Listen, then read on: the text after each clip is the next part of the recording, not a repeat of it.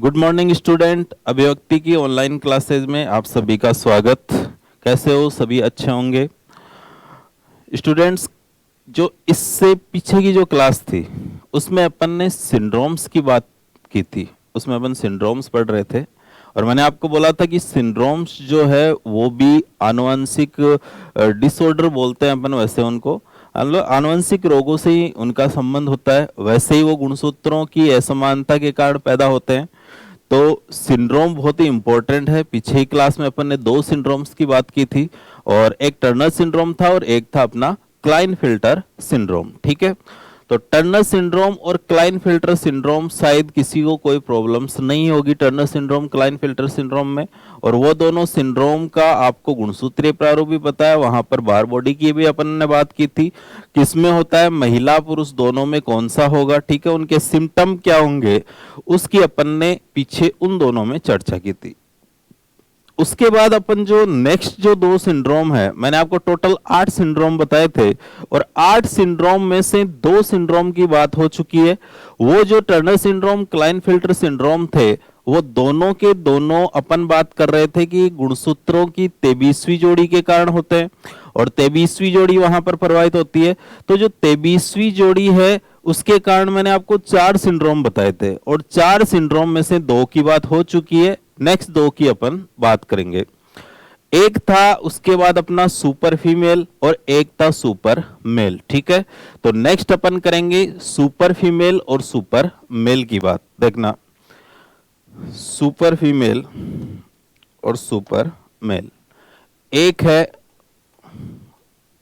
Super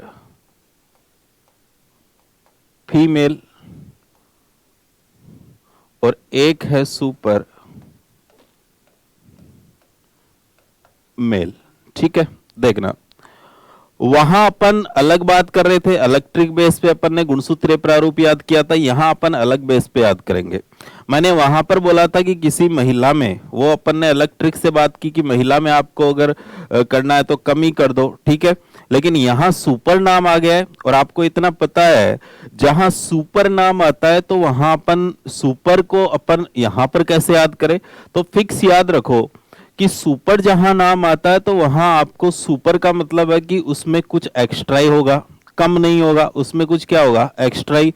तो यहां पर अपने को गुणसूत्र में चाहे इधर हो फीमेल में सुपर हो चाहे मेल में सुपर हो, दोनों में अपने को क्या करनी है, अधिकता करनी है। अधिकता कहाँ करनी है, 23वीं जोड़ी पर करनी है। कौन से गुणसूत्रों की करनी है, तो सुपर फीमेल लिखा है, फीमेल का मतलब एक्स होता है और सुपर मेल, मेल का मतलब क्या होता है, वाई होता है। तो एक में 23वीं जोड़ी पर एक्स बढ़ाना है और एक में 23वीं जोड़ी पर वाई बढ़ाना है। ठीक है, बिना टाइम खराब किए अपन अपनी बात करते हैं। देखो, सुपर फीमेल क्या है, सबसे पहले आपको पूछ लिया जाता है कि इसका गुणसूत्रीय प्रारूप क्या होता है। सबसे इंपॉर्टेंट क्वेश्चन यही बनता है कि सुपर फीमेल का गुणसूत्रीय प्रारूप क्या है। तो सुपर फीमेल का जो गुणसूत्रीय प्रारूप है, देखो, सुपर फीमेल का गुणसूत्रीय प्रारूप, एक साधारण फीमेल का गुणसूत्रीय प्रारूप अपन बोलते हैं 44 प्लस एक्स और एक्स। ये तो एक स्वस्थ महिला का गुणसूत्रीय प्रारूप होता है। स्वस्थ महिला का गुणसूत्रीय प्रारूप है 44 प्लस एक्स एक्स। ठीक है, आपको पता है कि ये 22 जोड़ी है और ये कौन सी है, 23वीं जोड़ी। तो अपन कर रहे हैं 23वीं जोड़ी के कारण होने वाली असमानताएं। ठीक है, तो अब 23वीं जोड़ी पर क्या करना है आपको, एक एक्स फीमेल है तो क्या करना है, एक एक्स क्या कर देना है, बढ़ा देना है। देखना, यहां पर आपने एक एक्स बढ़ा दिया है और जैसे ही आपने एक एक्स बढ़ाया है, एक एक्स बढ़ाते ही यहां पर एक्स की संख्या कितनी हो गई, 3 हो गई। और जहां पर एक्स की संख्या 3 हो जाती है उसे अपन क्या बोलते हैं, ट्राइसोमी बोलते हैं। ठीक है, क्या बोल दिया इसे, ट्राइसोमी। ठीक है, ये कौन सी जोड़ी है, 23वीं जोड़ी। तो अगर आपको बोल दे किसी महिला में 23वीं जोड़ी पर ट्राइसोमी हो जाए तो ऐसी महिलाओं को अपन क्या बोलते हैं, तो ऐसी महिलाओं को अपन क्या बोलेंगे, ऐसी महिलाओं को अपन बोलते हैं सुपर फीमेल। एक क्वेश्चन ये, सुपर फीमेल का गुणसूत्रीय प्रारूप क्या होता है, तो सुपर फीमेल का गुणसूत्रीय प्रारूप होता है 44 प्लस एक्स एक्स एक्स या 44 प्लस 23वीं जोड़ी पर ट्राइसोमी। ठीक है, अगर आपको यहां पर पूछ ले कि सुपर फीमेल में 2n इक्वल कितने होते हैं, तो सुपर फीमेल में 2n की संख्या कितनी होगी, देखो 44, 45, 46 और 47। ठीक है, एक साधारण में बात करें या स्वस्थ महिला में बात करें तो 2n इक्वल 46 होते हैं। तो आपको सुपर फीमेल में पूछ ले तो यहां पर कितने हो जाएंगे, 47। अब देखो वापस मैं बार बॉडी की बात करूंगा कि सुपर फीमेल में बार बॉडी कितनी होती है। या तो सीधा क्वेश्चन आ गया सुपर फीमेल में बार बॉडी कितनी होती है, या फिर ऐसे पूछ ले 44 प्लस XXX में बार बॉडी कितनी है। ठीक है, तो आपको वहां पता ही है, मैंने पीछे आपको बताया था कि बार बॉडी को अगर जब भी निकालना हो, बार बॉडी को निकालना हो, पीछे मैंने बताया था आपको कि बार बॉडी होती क्या है, उसकी बात नहीं कर रहा हूं। बार बॉडी निकालना हो तो आपका फॉर्मूला था NX number of X chromosome -1। ठीक है, तो नंबर ऑफ X क्रोमोजोम कितने हैं, यहां पर 3 है, माइनस क्या करना है 1, इक्वल क्या आ जाएगा 2। ठीक है, तो इसमें X क्रोमोजोम -1 किया आपने तो कितना आ गया 2। तो एक सुपर फीमेल में बार बॉडी की संख्या अगर आपको पूछ ले तो कितनी हो जाएगी 2। ये तो होगी इसकी सबसे इंपॉर्टेंट बात। ठीक है, अब अगर कोई सुपर फीमेल है तो उसका सिम्टम क्या होगा, देखना। सबसे पहली बात, सुपर फीमेल लिखा है तो आप बोलोगे कि साधारण महिला से तो अलग होगी। ठीक है, लेकिन ये इतनी भी अलग नहीं होती कि दिखने से ही पता चल जाए कि ये एक सुपर फीमेल है। ठीक है, ऐसा नहीं होता है। आप ये ध्यान रखो कि सुपर फीमेल जो होती है वो साधारण फीमेल की तुलना में थोड़े उसके मतलब आप बोल सकते हो उसकी शारीरिक जो बनावट है या उसका शरीर का विकास उससे थोड़ा क्या होता है, ज्यादा होता है। एक तो ये फिक्स याद रखो। एक इसमें मेंटल रिटार्डेशन भी होता है। मेंटल रिटार्डेशन का मतलब मैंने पीछे आपको एक आनुवंशिक रोग पढ़ाया था, PKU, फिनाइल कीटोन यूरिया। ठीक है, उसमें मैंने आपको बोला था कि इसमें जो बच्चे होते हैं उनको मेंटल रिटार्डेशन होता है। मेंटल रिटार्डेशन का मतलब इनके मानसिक मतलब या ऐसे बोल सकते हो मस्तिष्क का विकास है वो पूरा नहीं हो पाता। मेंटल मतलब मानसिक कोई डिसऑर्डर होता है, मेंटली कोई डिसऑर्डर होगा, कोई मानसिक असमानता भी इसमें क्या है होती है। एक स्पेशल चीज कि हमेशा ध्यान रखना कि X है, X का मतलब क्या है, लड़की है। ठीक है, और एक X बड़ा है तो उसके अंदर लड़कियों के आप ऐसे बोल सकते हो कि X बड़ा है तो X का मतलब लड़की बोलेंगे तो उनमें क्या है ये थोड़े सुंदर भी क्या होती है, ऐसी महिला ज्यादा होती है। या आप ऐसे बोल सकते हो ऐसी जो महिलाएं होती हैं इनकी जो आंखें होती है, वो बहुत ज्यादा सुंदर होती है, अधिक सुंदर होती है सामान्य महिला की तुलना में। तो ऐसी महिलाओं की जो आंखें यहाँ ऊपर से क्या फोल्ड होती है। ठीक है, तो फोल्ड होने के कारण ये इनकी आंखें बड़ी भी लगती है और सुंदर भी लगती है। ठीक है, तो ऐसी महिलाओं की जो आंखें हैं वो भी क्या होती है, सुंदर होती है। ठीक है, ये है आपकी सुपर फीमेल गुणसूत्रीय प्रारूप। उसके बाद आपको ये पूछ ले 2n इक्वल बार बॉडी कितनी और सिम्टम आपको पता ही है। ठीक है, नेक्स्ट है आपका सुपर मेल। ठीक है, देखना सुपर मेल का सबसे पहले वही बात, गुणसूत्रीय प्रारूप क्या होगा, तो सुपर मेल का गुणसूत्रीय प्रारूप, सुपर मेल का गुणसूत्रीय प्रारूप एक साधारण मेल का गुणसूत्रीय प्रारूप अपन बोलते हैं कि 44 प्लस X और Y। ठीक है, 44 प्लस XY मेल की बात कर रहे हैं, तो अगर सुपर बनाना है मेल को तो उसमें कभी X तो बढ़ाएंगे नहीं। आपको पता है X तो अपन बढ़ा देंगे तो वो क्लाइनफेल्टर सिंड्रोम वाला पुरुष बन जाएगा। अगर आपको मेल ही सुपर बनाना है तो आपको पता ही है Y बढ़ाना है। ठीक है, पीछे की क्लास में अपन ने देखा है कहीं के कमेंट्स में, जैसे मैंने देखा कई बच्चे पूछ रहे थे कि यदि 44 प्लस XYY हो जाए तो क्या होगा, तो ये अपनी नेक्स्ट क्लास थी। 44 प्लस XYY हो जाए तो देखना क्या होगा। तो देखो 44 प्लस XY तो साधारण मेल है। अगर किसी मेल में Y आ जाए मतलब 23वीं जोड़ी पर एक एक्स्ट्रा Y आ गया, यहाँ पर 23वीं जोड़ी पर अपन ने एक Y बढ़ा दिया है। ये कौन सी जोड़ी है, 23वीं जोड़ी है, आपको पता ही है। और अगर 23वीं जोड़ी पर एक Y और आ गया, या ऐसे याद रख लोगे आप, एक बेसिक ट्रिक बेस बना सकते हो कि यदि एक पुरुष में ये एक है 44 प्लस XY एक साधारण पुरुष है और वाई आते ही एक पुरुष का, आप एक पुरुष तो नहीं बोल सकते लेकिन वाई का मतलब अपन पुरुष मानते हैं, ठीक है। तो एक पुरुष और आ जाए तो मतलब एक वाई आ गया, ठीक है। अब जैसे ही वो आएगा तो फिर वो अगर ऐसा गुणसूत्रीय प्रारूप हो जाए तो फिर एक तो साधारण मेल है और एक सुपर मेल है, तो दोनों में फिर अंतर क्या होगा। तो देखना, मैं ट्रिक बेस पर बात कर रहा हूं, ये एक साधारण मेल है और ये एक मान लो कि एक सुपर मेल है। साधारण मेल और सुपर मेल में क्या अंतर होता है उसका पता लग जाता है। जैसे यहां पर उतना पता नहीं लगता फीमेल में, लेकिन यहां पता लग जाता है। पुरुष हमेशा चाहे साधारण होते ही वो अगर एक्स्ट्रा होगा तो उसका ऑटोमेटिक पता लग जाता है, पुरुष का पता लग जाता है। देखना, अगर अपन बात करें, मैं ट्रिक बेस पर आपको केवल कैरेक्टर और इसका एक एक्स्ट्रा नाम है वो याद करने के लिए एक बेसिक सी ट्रिक पे मैं बात कर रहा हूं कि एक पुरुष को, बेसिक एक पुरुष है, एक साधारण पुरुष है, इसमें ऐसा पावर डालना आपको अचानक कि ये डबल पावर दिखाने लग जाए, डबल पुरुष का पावर दिखाने लग जाए। तो देखो, अचानक आपको ऐसा करना है तो फिर आपके पास क्या ऑप्शन आता है। तो आपके पास एक ही ऑप्शन आता है कि आप इसको वाइन पिला दो या इसको दारू पिला दो, ठीक है। क्या करोगे, इस पुरुष को मान लो कि आपने एक मतलब वाइन पिला दी आपने, जैसे वाइन पिलाई, ये पहले साधारण पुरुष था, अब ये साधारण पुरुष नहीं रहेगा, अब ये हो जाएगा सुपर, ठीक है। और अब ये कुछ भी कर सकता है, कुछ भी का मतलब है अब ये पहले एकदम सही था, इसको सही पुरुष बोलेंगे। जैसे इसको आपने वाइन पिलाई और इसमें आ गया, आप ऐसे बोल सकते हो दो पुरुष का पावर, ठीक है।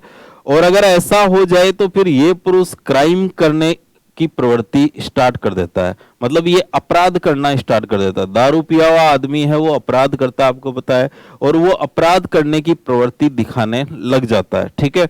और अपराध या क्राइम करने की प्रवृत्ति किस में होती है, ऐसे पुरुष के अंदर। अब देखना, ये तो मैं केवल आपको एक बेसिक उसका एक्स्ट्रा नाम बता रहा था। देखना, अगर ऐसा गुणसूत्रीय प्रारूप किसी पुरुष में हो जाए, मतलब एक वाई आ गया है और वाई आते ही उसमें आपको पता है उसको अपन सुपर मेल बोलते हैं। ऐसे पुरुष जो होते हैं, ये जो पुरुष होते हैं वो जन्मजात, ये जन्मजात, मैं इसलिए बता रहा था, वो ऐसे नहीं कोई दारू पी लेते हैं, ऐसा नहीं, मैं आपको इसके कैरेक्टर बता रहा था। जन्मजात आपराधिक प्रवृत्ति के होते हैं, आपराधिक प्रवृत्ति के होते हैं, मतलब ये क्रिमिनल सिंड्रोम से ग्रसित होते हैं। क्रिमिनल सिंड्रोम भी नाम देते हैं इसे। देखो, अपराध को बोलते हैं अपन क्राइम, क्राइम करते हैं ऐसे पुरुष, ठीक है।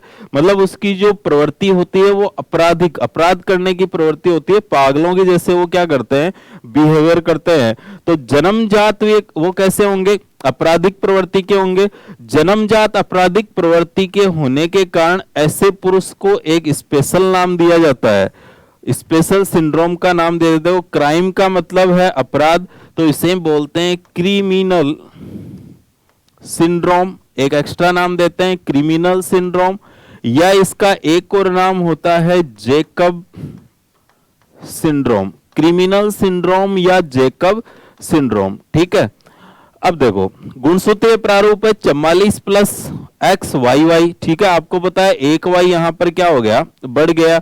बढ़ते ही आप जानते हो उसमें याद करने के लिए डबल पावर आया, मान लो एक पुरुष और आ गया, एक पुरुष आ गया तो ऐसी कंडीशन मैंने आपको बताया अचानक वही होगी जिसमें अपराध करने की प्रवृत्ति वो दिखाएगा। याद कैसे करोगे कि 44 प्लस एक्स वाई वाई है, ऐसे पुरुष जन्मजात आपराधिक प्रवृत्ति के होते हैं और आपराधिक प्रवृत्ति के होने के कारण इसका एक और नाम हो गया क्रिमिनल सिंड्रोम या जेकब सिंड्रोम, ठीक है। अब देखो, ऐसे पुरुष का गुणसूत्रीय प्रारूप ये है, तो आपको यहां पर बार बॉडी भी पूछ सकते हैं।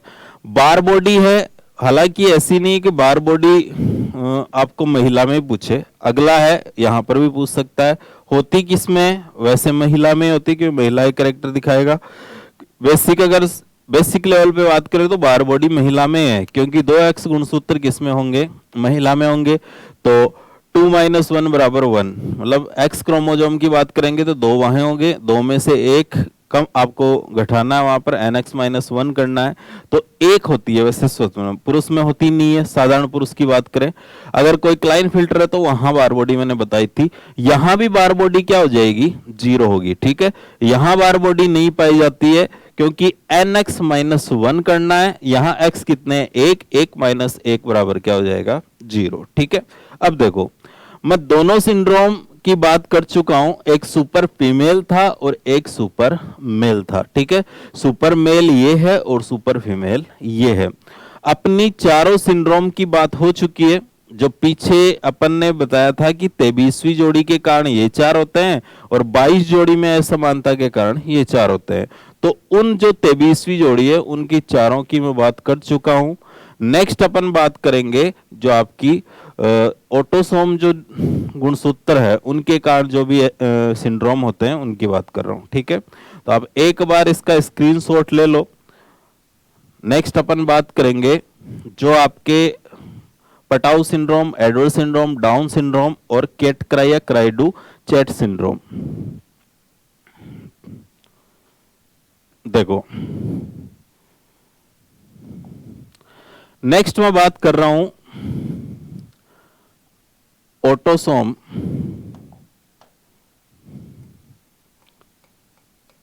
ऑटोसोम या समजात या कायिक गुणसूत्रों के कारण होने वाले सिंड्रोम,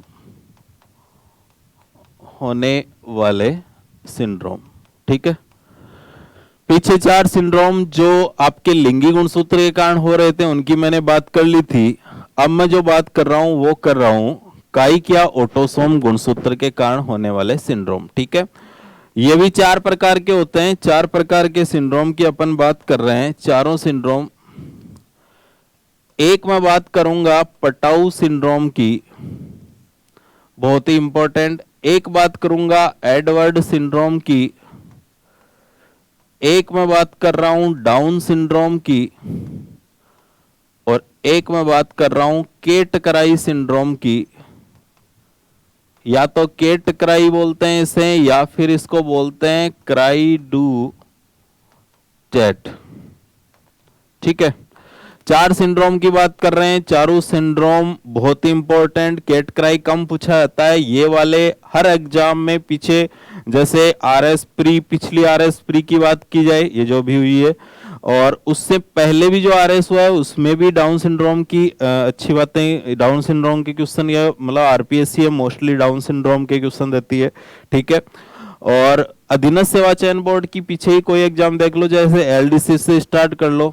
एलडीसी जो है वहां पर भी डाउन सिंड्रोम से क्वेश्चन आया था। ठीक है, उससे पीछे जो एलडीसी हुई थी जो आरपीएससी ने करवाई थी उसमें भी क्वेश्चन पूछा था, वो भी डाउन सिंड्रोम का क्वेश्चन पूछा था। ठीक है, और जो आपकी लैब असिस्टेंट है इसमें पूरा का पूरा सिंड्रोम ही पूछ लिया। ठीक है, आरएस मेंस में भी एक बार पूरा का पूरा एक नोट पूछा गया है सिंड्रोम के ऊपर, तो उसमें आपको टोटल सिंड्रोम का पता होना चाहिए, तो उसके ऊपर नोट आया था, उस पर लिखना था टोटल आपको थ्योरी में, तो वो भी सिंड्रोम आप ऐसे बोल सकते हो, बहुत ज्यादा इंपॉर्टेंट है। ठीक है, और यहां से 100% नेक्स्ट एग्जाम में भी आपको क्वेश्चन मिलेगा। ठीक, अब देखो सबसे पहले मैं आपको बता रहा हूं केट क्राई।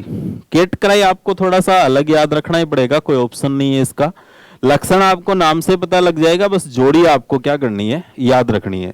देखना, सबसे पहले आप ये ध्यान रखो कि ये कौन सी जोड़ी से होगा, मतलब इनमें कौन सी जोड़ियां प्रभावित होगी। तो वैसे तो इनमें सभी अलग है, लेकिन ऑटोसोम की बात करें तो यहां पर कितनी जोड़ी, 22 जोड़ी। तो इन 22 जोड़ी में से 23वीं जोड़ी के कारण तो वो 4 हो गए।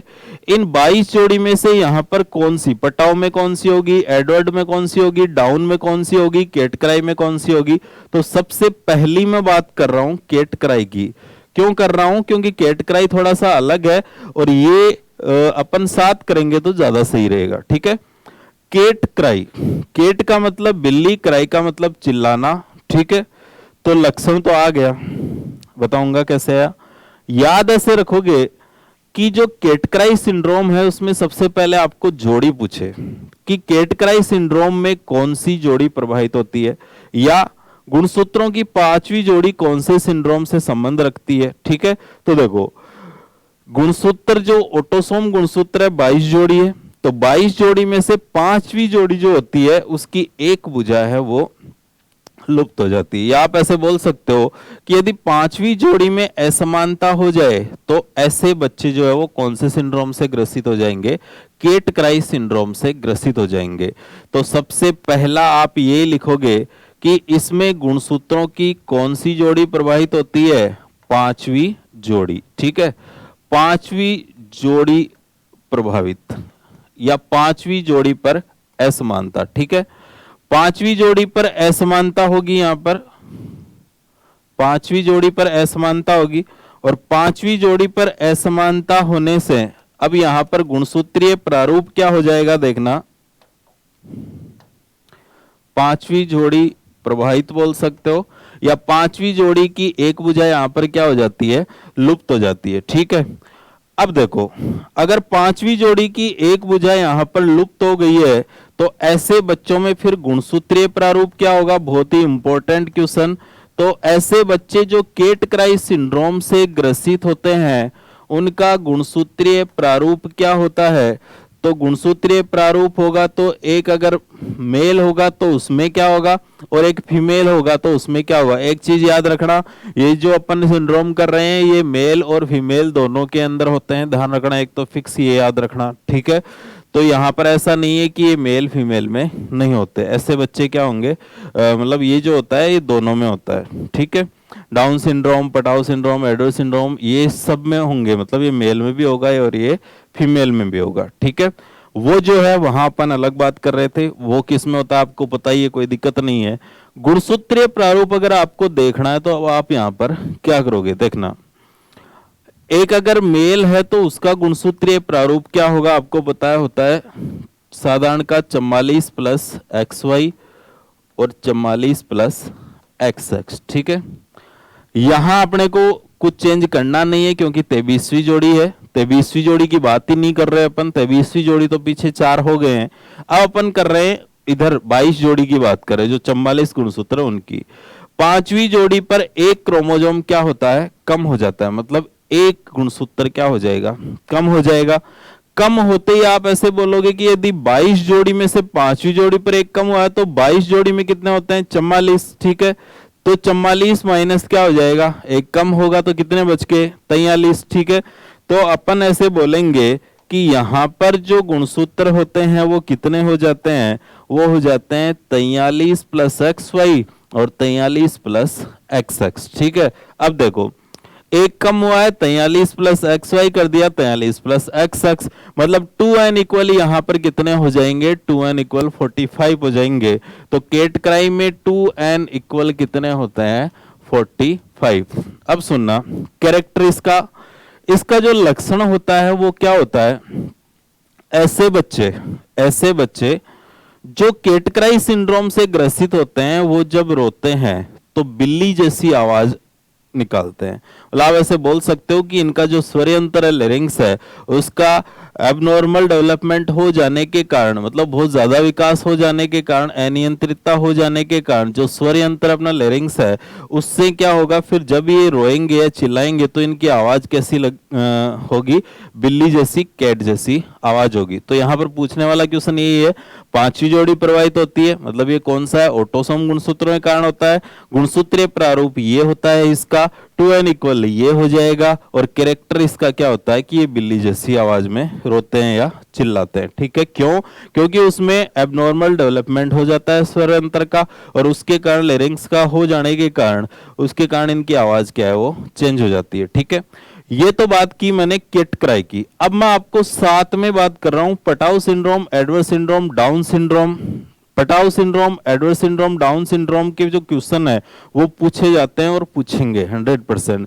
क्वेश्चन क्या आते हैं कि पटाउ सिंड्रोम में कौन सी जोड़ी प्रभावित होती है, सभी की जोड़ी पूछ लेते हैं, या ऐसे पूछ लेते हैं तीनों के नाम लिख दिए, जैसे पीछे अधीनस्थ सेवा चयन बोर्ड ने लैब असिस्टेंट में जो क्वेश्चन पूछा था। इससे पहले और भी एग्जाम्स में जैसे महिला प्रयोगशाला या इसके अलावा और भी जो एग्जाम्स है उनमें क्वेश्चन या तो आपको सीधी जोड़ी पूछ ले या गुणसूत्रीय प्रारूप, या पूरा का पूरा 4 सिंड्रोम दे दे और उनके सामने गुणसूत्रीय प्रारूप लिख के आपको सुमेलित करने से पूछ ले। बहुत ही इंपॉर्टेंट क्वेश्चन बनते हैं। तो देखना, अगर आपको Patau syndrome, Edward syndrome, down syndrome पूछे तो एक तो आप फिक्स याद रखना, यहां पर कभी भी गुणसूत्र कम नहीं करने, तीनों में एक एक गुणसूत्र बढ़ाना है। और अगर आप ऐसे याद नहीं हो तो अभी मैं एक ट्रिक की बात करूंगा, और उस ट्रिक के अकॉर्डिंग मैं जहां तक मानता हूं इससे इजी ना तो ट्रिक हो सकती, ना इससे कुछ मतलब याद रखने के लिए इससे कुछ नहीं। अगर आपको ये याद नहीं होती तो फिर आपको ये चीज कभी भी याद नहीं होगी। तो आपको बस ध्यान से सुनना है, उसको फिक्स याद रखना है, और जैसे जैसे मैं वो ट्रिक बोलूंगा उसी के साथ सब कुछ आपको मिल जाएगा। देखना, बात कर रहा हूं मैं, एक आएगा पटाउ। अभी एक बार पटाउ को रहने दो, ट्रिक की बात कर लेते हैं अपन। अपनी जो ट्रिक है, अपनी जो ट्रिक है वो ये है, 3 ऐसी उम्र होती है एक मनुष्य के जीवन में, मतलब मैं ट्रिक बना रहा हूं, वैसे तो उम्र बहुत सी ऐसी उम्र होती है जिसमें किसी क्या चेंज होता है किसी, लेकिन अपन बेसिक बात करें कि मैं मेरी ट्रिक बेस पर बात कर रहा हूं। कोई ऐसी नहीं है कि ये फैक्ट होते हैं, लेकिन जहां तक है फैक्ट बेसिक अपन बात करें तो आपको भी लगेगा। लेकिन ट्रिक क्या होगी यहां पर, देखो मैं ट्रिक ये बता रहा हूं कि 3 ऐसी उम्र बताऊंगा मैं आपको जिसके अकॉर्डिंग आपको ट्रिक बनानी है और उसी के अकॉर्डिंग आपको क्या करना है, याद करना है। देखना, पहली जो उम्र होती है, मान लो बच्चा है, बच्चे से वो बड़ा हुआ, ठीक है, और बच्चे से अगर वो बड़ा होगा तो उसमें क्या चेंज हो रहा है, कहां पर कैसे चेंज हुआ। तो बच्चा है, बच्चे से थोड़ा बड़ा होता गया तो सबसे पहली उम्र ऐसी आती है, मतलब उस उम्र से पहले चाहे लड़का हो चाहे लड़की हो, दोनों में कुछ चीजें समानता होती है, जैसे उनकी आवाज सेम सी होती है और उनके शरीर में भी उतनी ज्यादा चेंजेज नहीं होता, उनकी फिजिकली मेंटली लगभग लगभग सेम सी होती है, दोनों में उतनी समझ नहीं होती, दोनों ही सेम से होते हैं, ठीक है। और उनमें मतलब आप ऐसे बोल सकते हो कि बचपना ही बोल सकते हो तब तक, लेकिन उसके बाद में क्या चेंज हो सकता है, तो उसके बाद में सबसे पहले साइंस के अकॉर्डिंग चेंजेस स्टार्ट हो जाते हैं। अपना शरीर है उसमें हार्मोन्स चेंज हो जाते हैं, हार्मोन्स बदलाव स्टार्ट हो जाते हैं, लैंगिक लक्षणों का विकास, सेकेंडरी कैरेक्टरों का विकास स्टार्ट हो जाता है, और उस टाइम एक मेल और फीमेल दोनों की बात करें तो उसमें डिफरेंस स्टार्ट हो जाता है कि एक मेल है, एक लड़का है तो वो पुरुष बनने के लायक हो जाता है, एक लड़की है तो उसके महिला के लक्षण विकसित हो जाते हैं कि एक अपन लड़के की बात करें तो उसको पुरुष कब बोलेंगे, तो उसको पुरुष जब ही बोलेंगे जब उसमें लैंगिक लक्षण हो जाए, स्टार्ट हो जाए, उनमें पूरा पूरा विकास हो जाए, ठीक है, उनमें उनके द्वितीयक गौण लक्षणों का विकास हो जाए। तो एक लड़की में क्या होंगे, उनमें उसके द्वितीयक गौण लक्षणों का विकास हो जाए। तो देखना, पहली ऐसी उम्र होती है जो अपन 12 से 14 के बीच में लेते हैं, कि 12 भी हो सकती है, 13 भी हो सकती है, 14 भी हो सकती है। पहली उम्र में मान के चल रहा हूं औसतन 13 साल। पहली एक ऐसी उम्र होती है जिसमें सबसे ज्यादा बदलाव लगते हैं और वो उम्र होती है 13 साल की उम्र, ठीक है।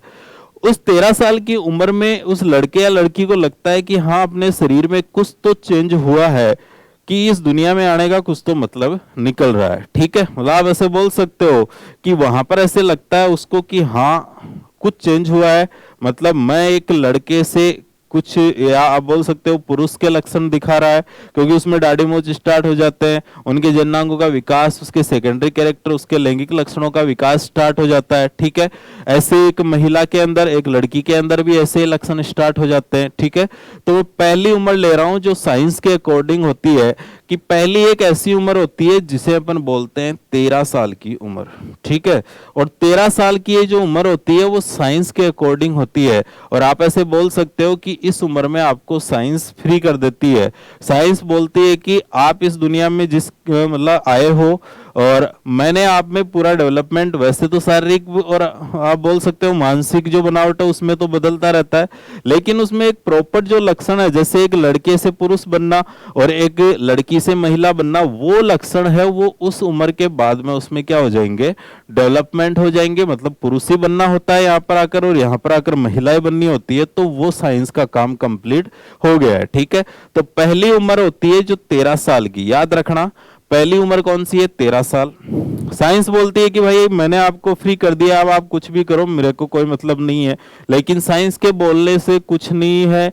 साइंस बोल दिया तो क्या अपने गवर्नमेंट ने अलाउ नहीं किया, गवर्नमेंट एक उम्र और फिक्स करती है, और वो उम्र कौन सी होती है आपको सबको पता है, वो होती है आपकी वयस्क होने की उम्र। ठीक है, मतलब उस उम्र से पहले आप कुछ नहीं करोगे, मोस्टली आपको पता है उस उम्र से पहले आप किसी चीज के लिए एलिजिबल नहीं होते हो, और वो उम्र कौन सी होती है, वो उम्र होती है आपकी 18। पता ही आपको, कोई कंफ्यूजन नहीं है। पहली उम्र साइंस 13, दूसरी उम्र गवर्नमेंट 18, और तीसरी उम्र गवर्नमेंट के करने से भी कई बार क्या है, जैसे आप तो जानते हो घर वाले 18 साल वाले को भी ऐसे बोलेंगे कि नहीं अभी तो ये बच्चा ही है। ठीक है, तो अब गवर्नमेंट ने फ्री कर दिया कि कुछ भी करो अपने को, अब आप फ्री हो, हमारी तरफ से आप एक वयस्क बन गए हो, अब आप खुद के निर्णय खुद ले सकते हो। लेकिन घर वाले उस उम्र को सही नहीं बताते, घर वाले बोलते हैं कि अभी तो बच्चा है, अभी एक उम्र और आने दे, और वो उम्र कौन सी होती है, वो होती है आपकी 21 साल की उम्र। ठीक है, आपने सुना होगा 18 और 21 की खूब चर्चाएं होती है, 13 तो चलो एक अपनी ये भी एक अगर जो नॉलेज रखता है उसको तो पता ही है। तो पहली उम्र 13, दूसरी 18, और तीसरी कौन सी होती है, 21। 21 में ऐसे बोलने लग जाते हैं घर वाले कि अब वो समझदार हो गया है, खुद के डिसीजन खुद ले सकता है, लेकिन आजकल 21 में भी खुद के डिसीजन खुद नहीं लेते, 30 तक ही वो पढ़ते रहते हैं। ठीक है, मतलब आप ऐसे बोल सकते हो कि आजकल ये 21 वाली कितनी हो गई, ये 30 हो गई है, लेकिन अपने को यहाँ पर क्या करना है, अपने को तो यहाँ पर अपना क्वेश्चन राइट होना चाहिए, नंबर 1 चाहिए अपने को। तो देखो एक उम्र है 13 साल की, एक है 18 साल की, और एक कौन सी है, 21 साल की। अब इससे कैसे अपने सिंड्रोम याद होंगे, तो देखना सबसे पहले मैं बात कर रहा हूं एक ट्रिक की बना रहे हैं अपन, कि ऐसा क्या किया जाए कि अपने को यहां से कोई कंफ्यूजन ना हो। देखना 13 साल की उम्र में अगर कोई लड़का या कोई लड़की, ठीक है, ये दोनों ही क्या है, अपन बच्चे बोलेंगे ना, ये मेंटली पूरे विकसित होते हैं, मतलब ये मानसिक रूप से ही पूरे प्रिपेयर नहीं होते, और ये हार्डली भी पूरे प्रिपेयर, हार्डली का मतलब आप ऐसे बोल सकते हो सोच समझने की जो उसमें मतलब सोचने समझने की उतनी उसमें नहीं होती, ये एक बच्चे की तरह ही बिहेव करते हैं। ठीक है, उनमें आप डिसीजन लेने की इतनी क्षमता नहीं होती इनमें, इनका आप बोल सकते हो कि उनका लैंगिक लक्षणों में या द्वितीय गुण लक्षणों में विकास हो जाता है, लेकिन ऐसा नहीं कि ये अपने डिसीजन ले सके या कुछ समझ सके, उतना इसमें नहीं होता। तो मैं आपको बता रहा हूं कि यदि 13 साल की उम्र में एक लड़का है, ठीक है, और एक लड़की है, देखो ट्रिक यहीं से बन रही है, याद रखना, केवल ट्रिक पे जाना है और क्वेश्चन याद करना है, और कहीं नहीं जाना है। ठीक है, मैं ये ट्रिक स्पेशल क्वेश्चन के लिए मैंने अपने क्वेश्चन याद हो जाए, और ये आपके लिए सबसे बेटर ट्रिक रहेगी, मैं जहां तक मानता हूं, कभी भूलोगे नहीं इसको। देखना 13 की उम्र में कोई लड़का या कोई लड़की ऐसे काम स्टार्ट कर दे, कैसे काम स्टार्ट कर दे, ऐसे काम, देखना कैसे, ऐसे काम, पटाया। पटाया क्या होता है, पटाया तो एक जगह है, ठीक है, लेकिन आप ऐसे बोलोगे कि ऐसे काम स्टार्ट कर दे, पटाया। पटाया का मतलब पटाना। ठीक है, देखो 13 की उम्र में कोई लड़का या लड़की पटाने के काम स्टार्ट कर दे, 13 को पटाया, 13 की उम्र में पटाया, देखना 13 को पटाया। ठीक है, किसी ने किसी को क्या कर लिया, पटा लिया। ठीक है, जैसे ही पहले एक लड़का था एक लड़की थी, ये लड़का ये लड़की, ठीक है, जैसे ही ऐसे काम स्टार्ट किए हैं तो पहले एक थे, अब कितने हो गए, दो हो गए, ये देखना ये लड़का था अकेला था, ये लड़की भी अकेली थी। अब ये एक से कितने हुए, दो हुए। तो आपको बताया यहाँ कमी हुई है वृद्धि, यहाँ पर आपको बताया वृद्धि हुई, कितने की हुई, एक की हुई। तो आपको क्या करना है, एक की वृद्धि कर देनी है। कहाँ कर देनी है, 13 को पटाया 13वीं जोड़ी पर। 13वीं जोड़ी पर कितने गुणसूत्र, दो होते हैं। 13वीं जोड़ी पर यदि एक गुणसूत्र की वृद्धि हो जाए तो ये कौन सा सिंड्रोम हो गया, पटाया 13 को पटाया 13वीं जोड़ी पर एक बढ़ा, बढ़ाते ही पटाया, पटाया का मतलब पटाऊ सिंड्रोम।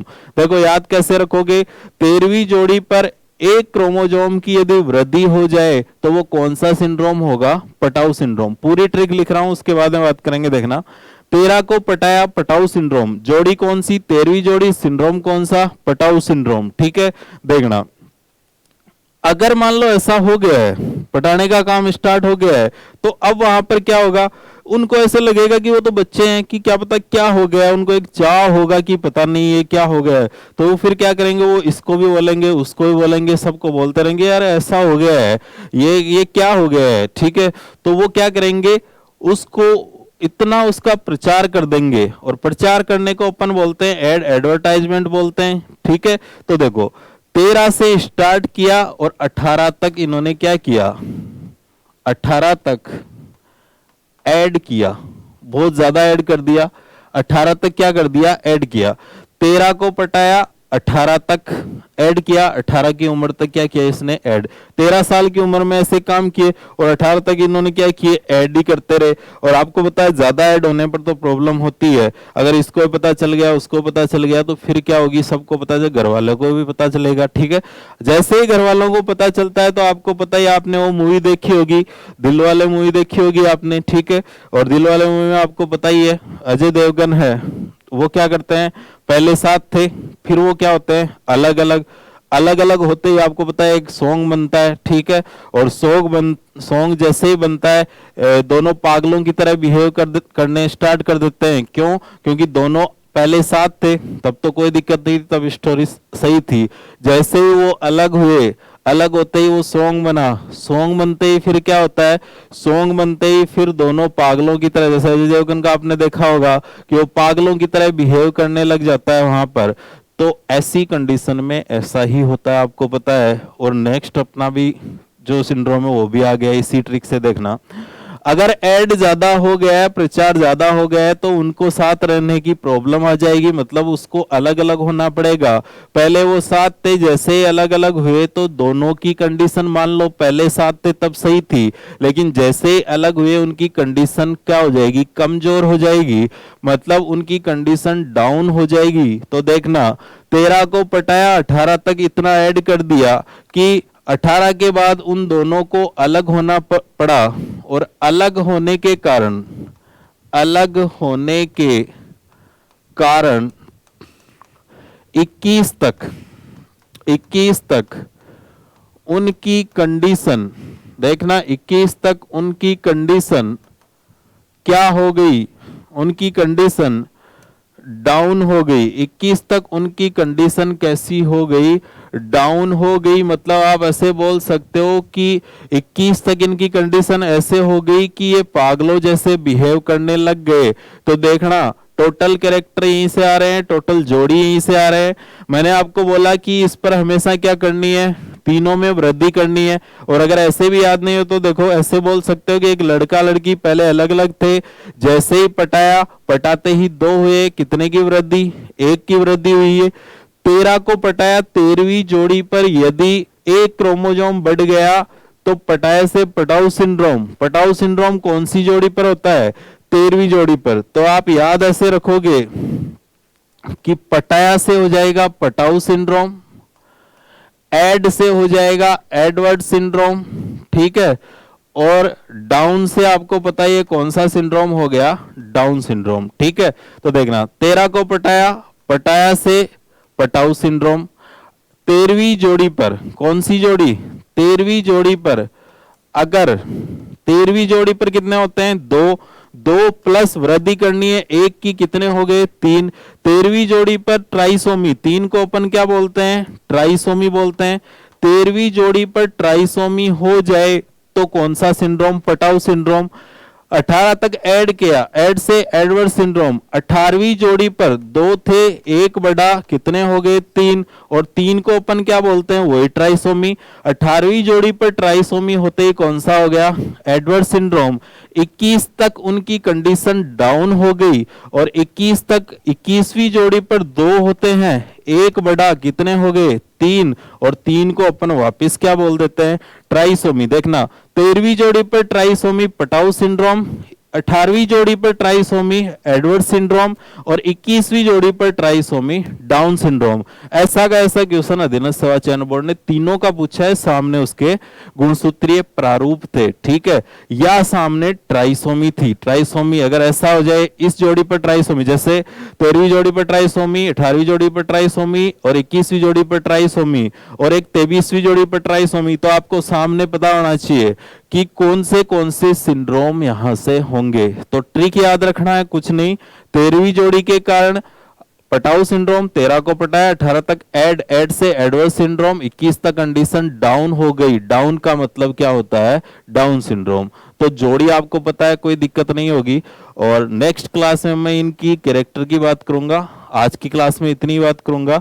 आपको एक बार ये कंप्लीट याद रखना है, यहां से पीछे के जितने क्वेश्चन है टोटल कुछ नहीं, मैं जितना ये बताया बस, आज तक जो क्वेश्चन पूछा है वो यहां से, इससे बाहर कोई क्वेश्चन नहीं है, ठीक है। तो आपको कोई देखने की सोचने की जरूरत नहीं है, आपको ये याद रखना है। नेक्स्ट अपन बात करेंगे नेक्स्ट क्लास में। उससे पहले जो नेक्स्ट क्लास है, मैं अभी इसलिए नहीं बता रहा कि आप पहले ये याद कर लो, ठीक है। नेक्स्ट क्लास में मैं इसके कैरेक्टर की बात कर लूंगा, मतलब इसमें क्या क्या होगा, बार बॉडी की बात करेंगे, गुणसूत्रीय प्रारूप क्या होगा। लेकिन जो सबसे ज्यादा क्वेश्चन आए हैं वो इसी से हैं, ट्रिक आप याद करना। नेक्स्ट क्लास में मिलते हैं, थैंक यू।